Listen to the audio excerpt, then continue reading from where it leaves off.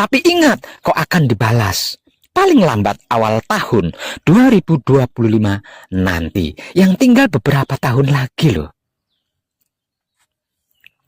Semuanya, segalanya, bahkan seluruh kemunafikan yang mengatasnamakan agama, pecundang yang mengatasnamakan Tuhan, dan para pengkhianat kebaikan akan dihancurkan. Tidak percaya?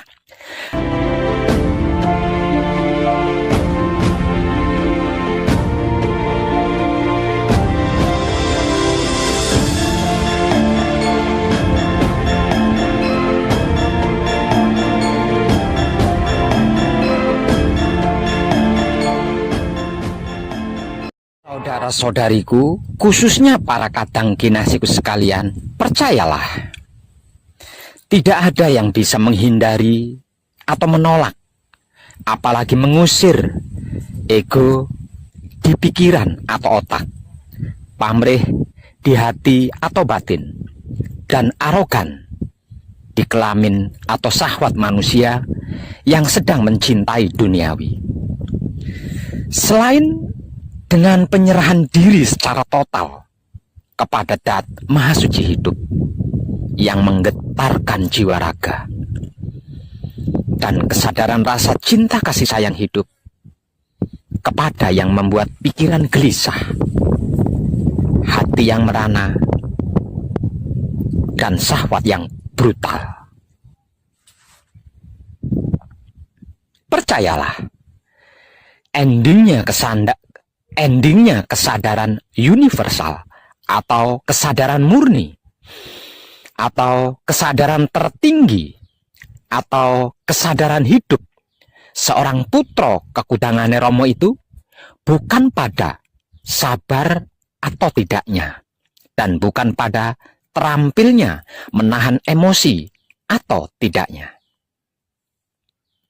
melainkan pada tentang mengenali emosinya dengan kunci dan menyalurkannya secara tepat dengan kesadaran rasa cinta kasih sayang hidup kepada apapun, siapapun, dimanapun, hingga sampai kapanpun.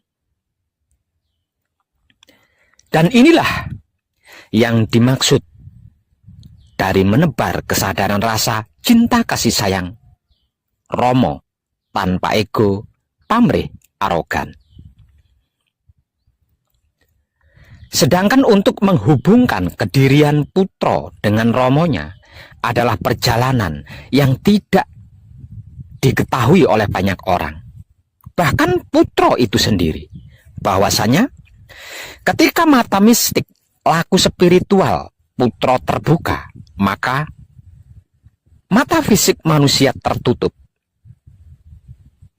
Sehingganya dia tidak melihat apapun, karena apapun itu tidak ada selain Romo.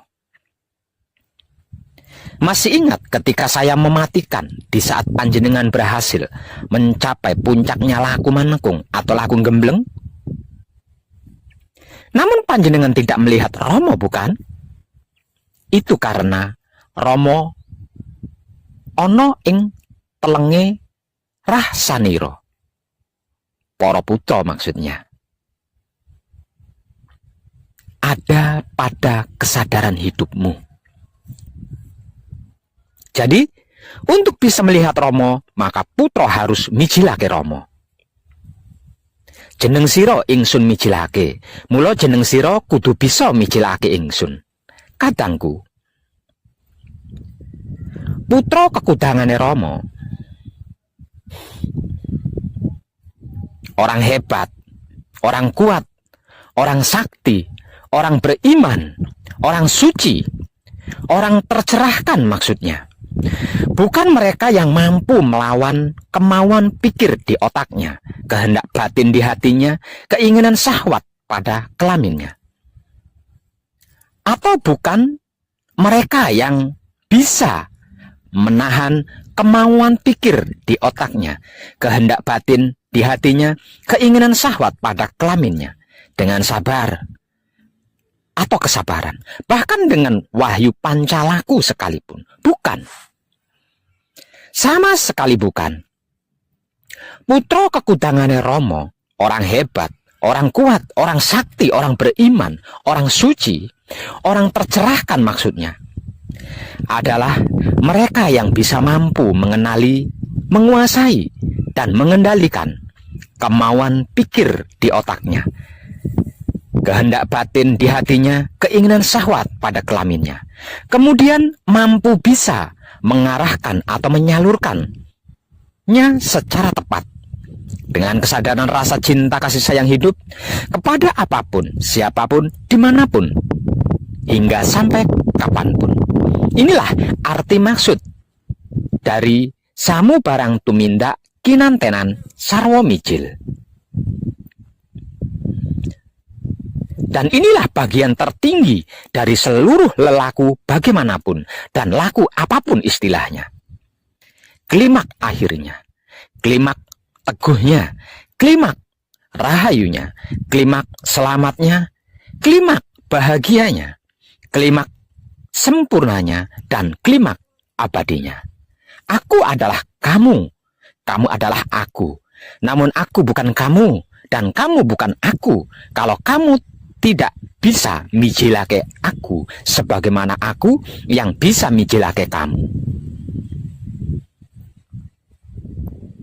Para kadang kinasiku sekalian, betapapun pintar dan pandai atau fasih serta lihainya seseorang berbicara tentang keilmuan dalam hal dan bidang apapun, terutama tentang ilmu agama, jikalau masih ada kebencian, sirik, iri, dengki, buli, hasut, fitnah, dan dendam, masih mencari-cari kesalahan orang lain, keburukan atau kejelekan dan kekurangan orang lain, kelemahan orang lain, menilai, mencela, dan menghina, menghakimi, percayalah, sesungguhnya dia masih cetek, masih di seputar angan-angan katanya itu dan ini.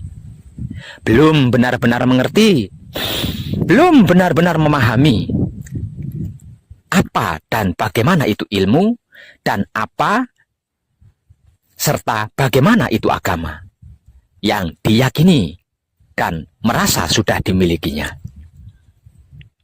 Kalau tentang ilmu, jika masih mencari-cari kesalahan ilmunya orang lain, keburukan atau kejelekan dan kekurangan ilmunya orang lain, kelemahan ilmunya orang lain, untuk dinilai, dicela, dihina, dihakimi, kemudian dijatuhkan dan dihancurkan, dan itu mengatasnamakan perguruan atau guru di perguruannya, percayalah, selain itulah orang sombong, arogan, dan jumawa yang berpikir dangkal. Sesungguhnya dia masih cetek, masih di seputar angan-angannya sendiri, yang mempercayai ilmu katanya orang lain dan ini itu. Belum benar-benar mengerti, belum benar-benar memahami, belum benar-benar mengetahui apa dan bagaimana itu ilmu yang dimilikinya. Karena tidak ada satupun guru atau perguruan yang mengajarkan dan menyuruh muridnya untuk melakukan keburukan. Jika sampai ada guru dan perguruan yang mengajarkan keburukan, berarti panjenengan salah berguru ilmu. Dan itulah yang disebut ilmu hitam. Maksudnya ilmu untuk berbuat jahat. Maka berhati-hatilah. Sedangkan kalau tentang agama, jika masih ada kebencian, sirik, dengki, buli, hasut, fitnah, dan dendam, masih mencari-cari kesalahan agamanya orang lain,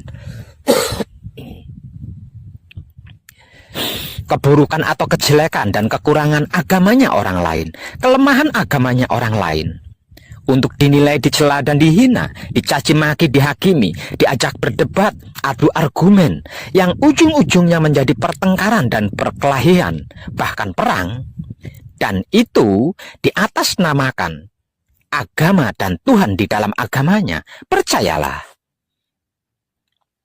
itulah mayat hidup yang tidak berpikir walau berotak, tidak bernurani walau berhati. Namanya juga mayat hidup. Edan tenang. Sesungguhnya dia masih cetek, masih di seputar angan-angannya sendiri yang meyakini katanya orang lain dan itu ini. Belum benar-benar mengerti, belum benar-benar memahami, sehingga belum mengetahui apa dan bagaimana itu agama yang diyakininya. Karena tidak ada satupun agama dan Tuhan di dalamnya yang mengajarkan dan menyuruh pengikutnya untuk melakukan keburukan. Jika sampai ada agama dan Tuhan di dalamnya mengajarkan keburukan dan melakukannya, berarti panjenengan salah memilih agama dan salah memilih Tuhan. Maka berhati-hatilah. Jadi, kalau ada kiai ustadz atau ustazah, dai, bahkan habib atau syekh sekalipun, pendeta, pemangku, biksu, dan sejenisnya dari keyakinan agama panjenengan masing-masing, jika berbicara lantang dan lancang, melontarkan kata-kata kebencian, cacian, makian, hinaan, celaan pada keyakinan lain, agama lain, atau orang lain, dan apapun itu, di depan panjenengan-panjenengan, apalagi di sebuah majelis taklim atau majelis akbar, dan lain-lain sebagainya, jangan lama-lama, apalagi sampai mengikutinya. Cepat pergi dan tinggalkan dia. Karena selain dia sedang mendustai panjenengan, dia sedang memprovokasi panjenengan agar supaya panjenengan bisa dijadikan kambing hitam dan korbannya untuk mencapai misi dan visi pribadinya.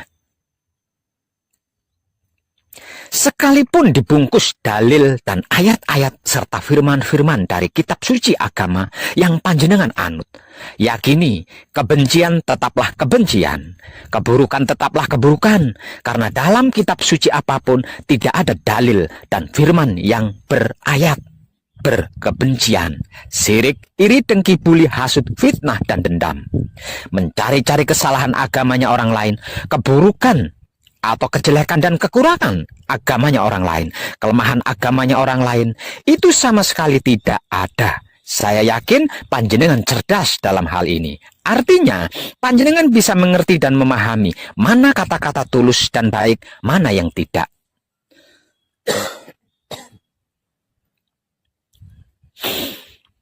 Terlebih lagi jika seorang itu mengaku putra Romo dengan mengatasnamakan namanya Romo, dan kunci dia mencari-cari kesalahan orang lain, keburukan orang lain, kejelekan orang lain, kekurangan orang lain, kelemahan orang lain, apalagi kepada sesama putra Romo. Kepada keyakinan orang lain, termasuk agama, dicari-cari kesalahannya, keburukannya, kejelekannya, kekurangannya, kelemahannya, untuk dihina, dicela, dicaci maki, tanpa sadar di akte kelahirannya, di KTP-nya, di ijazahnya, di surat nikahnya, dan lain-lainnya tercantum agama. Maka, selain itulah orang munafik dan pecundang. Sesungguhnya dia bukan putra Romo. Dia hanya ikut-ikutan demi misi dan visi pribadinya, dan sedang menjadikan panjenengan sebagai korban dan batu loncatan untuk mencapai misi dan visi pribadinya. Maka, segera tinggalkan sebelum panjenengan kemomoran dan menjadi kambing hitam korban misi dan visi pribadinya. Kadang kinasiku, saudara-saudariku, ketahuilah dengan kesadaran hidupmu. Manusia itu adalah makhluk yang terbatas, sedang yang dimaksud Tuhan, apapun sebutannya, adalah bukan makhluk dan tidak terbatas. Jadi, bagaimana mungkin kita sebagai makhluk yang terbatas ini merasa memiliki kemampuan bisa mengerti sesuatu yang jauh dari kapasitas kita, bisa memahami esensi di luar kemampuan kita yang terbatas ini? Kalau ini sampai terjadi, apakah itu bukan ego pamrih dan arogan diri yang sedang bermisi dan bervisi? Coba renungkan dan renungi dengan sadar. Jangan terburu-buru menyimpulkan dulu. Renungi dan renungkan saja dulu. Kira-kira iya begitu? Apa iya begitu? Ini dan disinilah salah satu akar masalah dari masalah-masalah yang tidak manusiawi paling utama, yang sedang tumbuh berkembang di NKRI, yang sama-sama kita cintai ini. Bahkan bisa jadi akan menjadi pemicu paling utama terjadinya aksi Panglima Sapu Jagat yang bakal terjadi sekitar tahun 2025 nanti. Sebab dari pengertian dan pemahaman makhluk terbatas ini, akibatnya tidak sedikit jumlahnya orang-orang terjebak dalam cara berpikir di mana mereka memanusiakan Tuhannya. Sehingga merasa punya hak mendikte kemauan Tuhan, bahkan merebut dan mengambil alih kuasa Tuhan.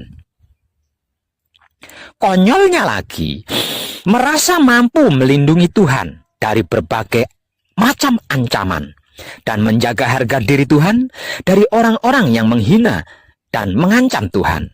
Merasa tahu apa yang Tuhan pikirkan dan merasa punya hak wewenang bertindak atas nama Tuhan. Hingga pada akhirnya kelemah lembutan pemikiran manusianya dan kesadaran hati nurani makhluk terbatasnya berubah menjadi sifat arogansi dan sikap radikalisme yang berkelakuan tega dan kejam. Membabi buta menghancurkan apapun yang dianggapnya pesaing dan penghalang misi visinya. Inilah bahaya besar yang sedang mengancam NKRI kita saat ini dan sudah terjadi di beberapa titik daerah dan wilayah NKRI kita. Mengatasnamakan Tuhan untuk kepentingan pribadi dengan cara mendogmakan prinsip hidup yang sebenarnya tidak ada di dalam kitab suci agama apapun, kepada seluruh generasi muda NKRI yang sedang haus ilmu dan masih berdarah panas. Ini adalah akibat dari sebab para guru-guru, para pembimbing, kiai, pendeta, biksu atau bikuni, pemangku, dan entah apalagi sebutannya, yang sebagai pengajar dalam masing-masing agama atau kepercayaan yang menyampaikan dan mengajarkan kitab sucinya masing-masing agamanya dengan tidak jujur apa adanya, melainkan dengan misi dan visi pribadinya, bahkan politik di dalamnya. Untuk seluruh para guru-guru, para pembimbing, kiai, pendeta, biksu atau bikuni, pemangku, dan entah apalagi sebutan dalam keyakinan agama apapun, kalau mempunyai misi dan visi pribadi, dimohon jangan menggunakan agama sebagai tameng dan mengatasnamakan Tuhan. Masih ada banyak cara dan teknik lainnya. Kalau tidak tahu dan tidak bisa, datang temui Wong Eden Bagu. Nanti saya ajari cara dan teknik mencapai misi dan visi dengan baik dan tepat. Dijamin berhasil dan gratis belajarnya. Jangan korbankan generasi anak bangsa NKRI kita yang tak lain dan tak bukan adalah saudara-saudari panjenengan sendiri, bahkan anak cucu keturunan panjenengan sendiri.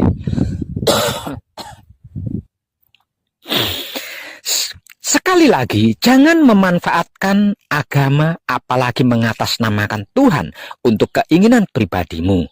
Itu pengecut dan pecundang namanya. Dalam kehidupan dunia ini, silahkan. Hiduplah sesuka pikiranmu, tapi ingat kau akan mati. Cintailah apa saja sesuka hatimu, tapi ingat kau akan meninggalkannya. Berbuatlah sesuka kelaminmu, tapi ingat kau akan dibalas. Paling lambat awal tahun 2025 nanti, yang tinggal beberapa tahun lagi loh.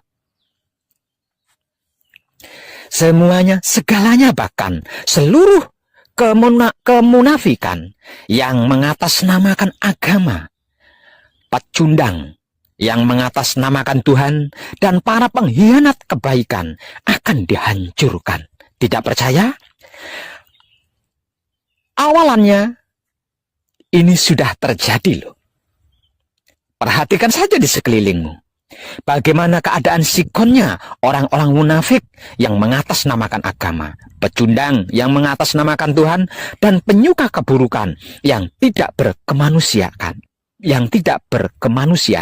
Perhatikan. Untukmu, yang sudah sadar dan bertaubat serta sudah memperbaiki laku diri, kita tunggu bersama-sama puncaknya ya. Kita saksikan apa yang akan terjadi bagi mereka yang tidak segera bertaubat dan memperbaiki laku diri, yang masih hidup hingga tahun 2025 nanti. Namun tidak mau sadar diri dan bertaubat serta memperbaiki laku. Edan tenan. Tercerahkanlah kita semuanya, dan salam setuhan penuh cinta kasih sayang dari dalam lubuk hati saya, Wong Edan Baku yang paling dalam. Selamat, selamat, selamat. Rahayu, rahayu, rahayu. Damai, damai, damai.